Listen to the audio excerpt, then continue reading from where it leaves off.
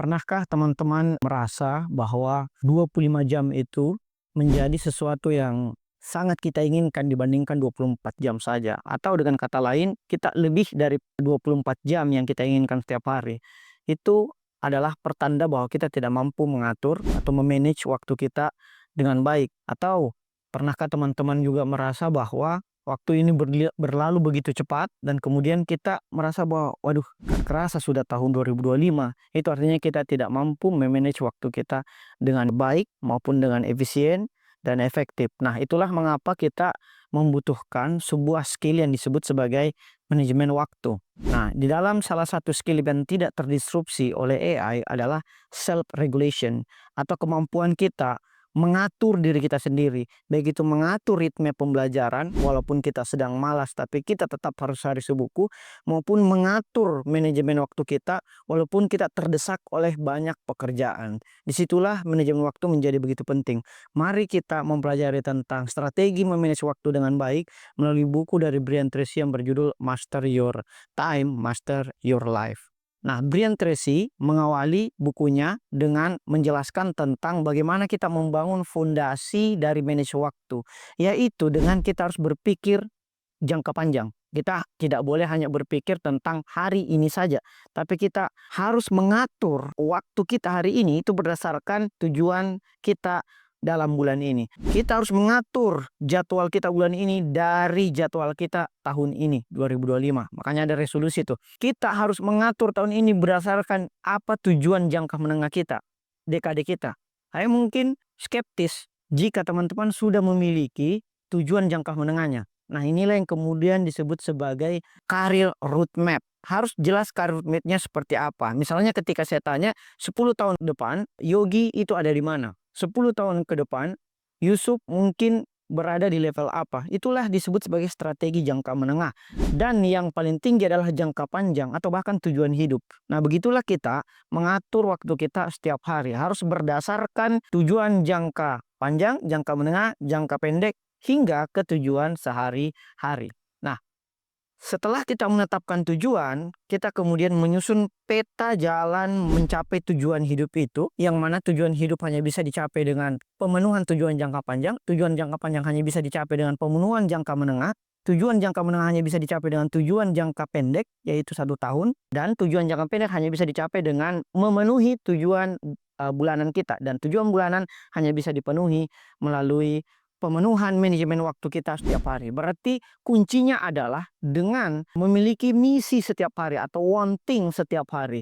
Nah, saya selalu membagi 24 jam itu ke dalam 4 fase besar. Fase yang pertama atau 6 jam pertama adalah tentunya tidur. Kenapa? Karena menurut riset, misalnya kalau kita mengacu pada buku Why We Sleep, itu sudah kita resensi juga di platform Resensi Institute, maupun buku Kitab Rahasia Tidur, di situ disebutkan manusia itu hanya membutuhkan 6-8 jam. Saya mengambil yang paling pendek, yaitu 6 jam. Itulah 6 jam pertama.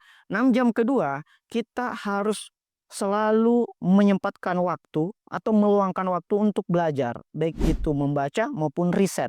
Belajar yang saya maksud sini adalah membaca, tidak ada yang lain. Jadi di sosmed itu bukan belajar menurut saya ya. Nonton film itu bukan belajar, dengar podcast itu bukan belajar. Satu-satunya kunci pembelajaran menurut saya adalah membaca.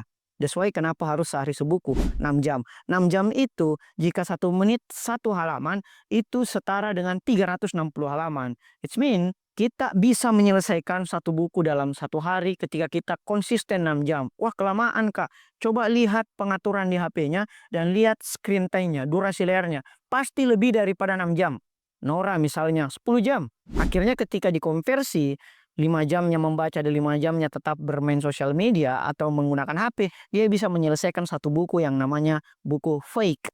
Itu buku setebal 200-an halaman. Dia bisa selesaikan dalam 1 hari. Nah, 6 jam yang ketiga adalah 6 jam kerja. Tapi kan kerja Kak itu 8 jam. Bukan, hanya 6 jam waktu efektifnya.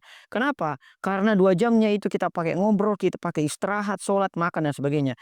Itu artinya hanya 6 jam waktu kerja yang efektif. Nah, misalnya saya sebagai dosen, 6 jam kerja itu saya gunakan untuk menulis, rapat misalnya karena sering ada rapat-rapat dosen, dan kemudian mengajar tentunya. Itulah mengapa saya tidak mau mengambil mata kuliah terlalu banyak. Karena itu akan mengganggu ritme belajar saya atau ritme pengaturan waktu saya yang lain.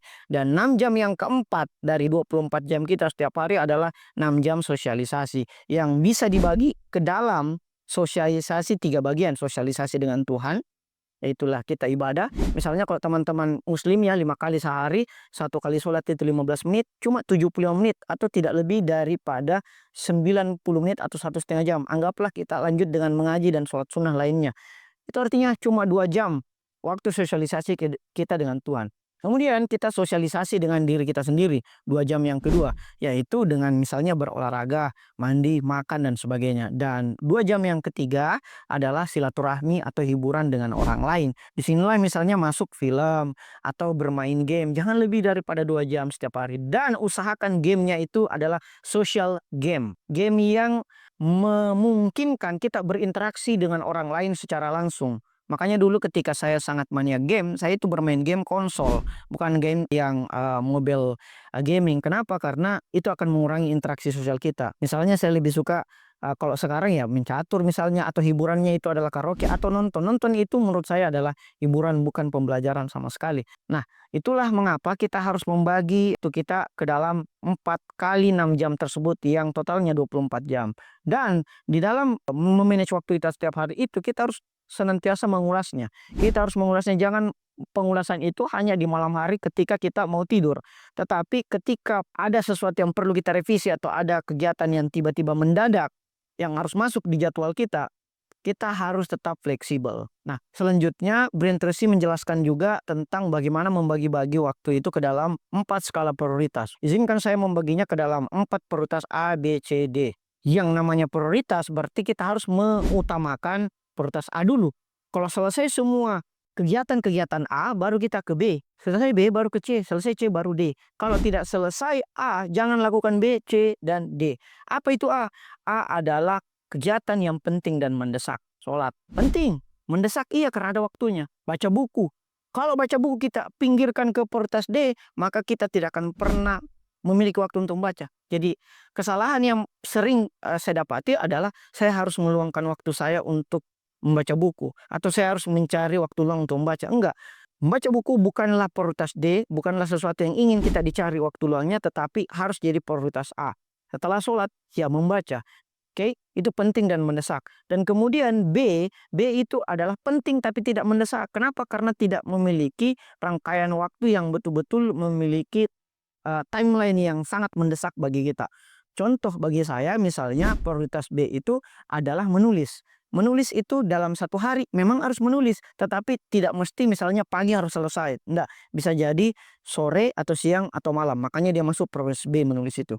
Prioritas C adalah prioritas yang mendesak tapi tidak penting. Apa itu mendesak tetapi tidak penting? Menurut saya lagi-lagi subjektif, rapat. Rapat itu mendesak, ada waktunya, tapi menurut saya nggak penting. Kenapa? Karena bisa kita lakukan di WA, bisa kita lakukan di Zoom. Ngapain kita harus berjimun datang rapat ke kantor yang bisa kita laksanakan secara online? Itu kan akan menghabiskan anggaran, harus adalah snack, konsumsi, moderator, MC, dan sebagainya. Dan yang terakhir adalah prioritas D. Prioritas D ini tidak penting dan tidak mendesak. Tapi tidak penting dan tidak mendesak, ya itulah tadi hiburan. Jadi hiburan bagi saya misalnya nonton film, misalnya sama Bro Albar, Yogi, atau siapapun teman-teman di resensi yang biasa nobar sama saya, itu di prioritas D. Prioritas yang bisa kulakukan kalau sudah selesai A, B, C, baru kita lakukan yang D. Itulah mengapa kita harus membagi berdasarkan skala prioritas. Harus ada jadwal tertulis secara detail setiap hari. Dan itu kita lakukan di malam hari ketika kita mau tidur. Dan kemudian kita nilai kembali keseluruhan itu ketika kita mau tidur kembali. Jadi memanage waktu itu sebelum tidur dan menilai seluruh kegiatan tersebut setelah mau bergegas menuju tempat tidur juga. Nah, bagaimana caranya jika ketika kita sudah manage waktu tetapi kita diserang oleh apa yang oleh para pakar sebut prokrastinasi atau penunda-nundaan? Bagaimana kita mengidentifikasi penyebabnya? Caranya adalah kita harus memahami bahwa ya seperti yang dikatakan tadi Bro Albar, ada bias optimisme. Kita selalu optimis bahwa saya bisa selesaikan semuanya dalam 1 hari.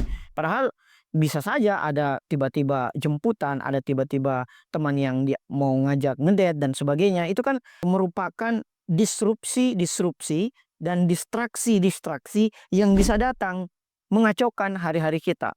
Nah, bagaimana teknik mengatasinya? Kita harus potong-potong itu ke dalam satuan kecil. Itulah cara mengeliminasi gangguan atau distraksi.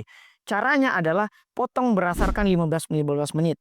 Nah, misalnya setiap orang memiliki waktu 86.400 detik, siapapun itu, 1.440 menit dan 24 jam. Dan 1.440 menit itu ketika kita bagi 100, berarti 1% setiap hari adalah 14 menit 20 detik. Atau katakanlah kita bulatkan 15 menit. Maka bagilah manajer waktu itu berdasarkan 15 menit. Bukan pagi saya mau ke kantor sampai sore. Sore kemudian sampai malam saya ngopi. Malam sampai pagi tidur. Wah, sederhana sekali manajer waktunya. Bukan juga berdasarkan jam. Jam 5 saya bangun, kemudian sampai jam 6 saya sholat dan mengaji. Jam 6 saya olahraga. Sampai jam 7 saya sarapan. Itu juga terus sederhana. Tapi bagi berdasarkan satuan 15 menit.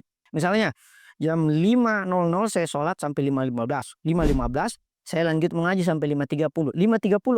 Nah, itu lebih kita hargai waktunya karena kita menghargai satuan-satuan terkecil, sehingga ketika ada distraksi kita bisa kembali ke jalur yang sudah kita tetapkan pada malam hari tersebut. Nah, pertanyaannya kemudian, bagaimana kalau manajemen waktu itu tidak membuat kita semakin produktif atau justru membuat kita semakin melelahkan? Nah, disinilah pentingnya delegasi. Delegasi ini adalah sebuah teknik yang dapat kita lakukan untuk memudahkan pekerjaan-pekerjaan yang sifatnya C dan D. Tapi pekerjaan yang A dan B, penting dan mendesak, itu tidak akan bisa kita delegasikan. Contohnya tadi membaca, mana bisa kita delegasikan bahan bacaan? Tidak akan pernah bisa kita delegasikan. Nah, misalnya juga kalau sholat tidak bisa didelegasikan. Kecuali misalnya Anda sudah meninggal dan Anda memiliki anak laki-laki pertama, itu wajib mengqada seluruh sholat Anda. Tapi selama Anda belum punya anak, Anda juga belum meninggal, Anda harus menjalankan sholat Anda sendiri. Karena itu adalah prioritas A, penting dan mendesak, tidak bisa didelegasikan. Itu artinya yang bisa didelegasikan adalah tugas-tugas yang sifatnya C dan D. Misalnya, tugas-tugas apa itu? Menulis, bisa didelegasikan. Makanya ada kolaborasi. Misalnya, tugas-tugas apa yang bisa didelegasikan? Sopir. Sopir, kenapa ada sopir digaji di instansi di kantor? Karena kalau misalnya manajer atau presiden yang juga nyopir, dia juga pimpin pemerintahan, wah berat juga itu. Jadi penting untuk mendelegasikan kegiatan di skala prioritas C dan D, tapi bukan untuk A dan B. Karena keseimbangan menjadi kunci. Keseimbangan sini adalah bagaimana kita manage waktu kita berdasarkan yang tadi dibagi, yaitu 24 jam dibagi 4, 6, 6, 6, dan 6 yang keempat dibagi 3 menjadi 2, 2, 2. Inilah yang kemudian disebut sebagai teknik manajemen waktu dengan tetap menjaga keseimbangannya. Nah, sebagai penutup, kita harus mengendalikan waktu kita, karena dengan mengendalikan waktu kita mengendalikan hidup kita. Sebagaimana kata salah satu ulama tabi'in, yaitu Hasan Basri, bahwa waktu adalah dirimu. Ketika waktu-waktu itu berlalu, sebagian dari dirimu juga ikut berlalu. Itu artinya waktu kita ini, usia kita ini bukannya bertambah, tapi berkurang.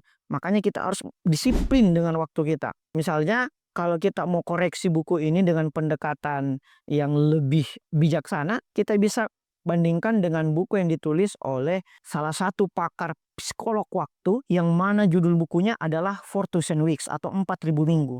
Dia membagi kemudian waktu hidup kita. Misalnya angka harapan hidup kita kan cuma 80 tahun. Nah, ketika kita bagi 52 minggu setiap tahunnya, berarti kita hidup itu di dunia ini hanya kurang lebih 4.000 minggu. Dengan manajemen waktu yang lebih bijaksana tersebut, kita kemudian memahami bahwa tugas saya di dunia cuma 4.000 minggu.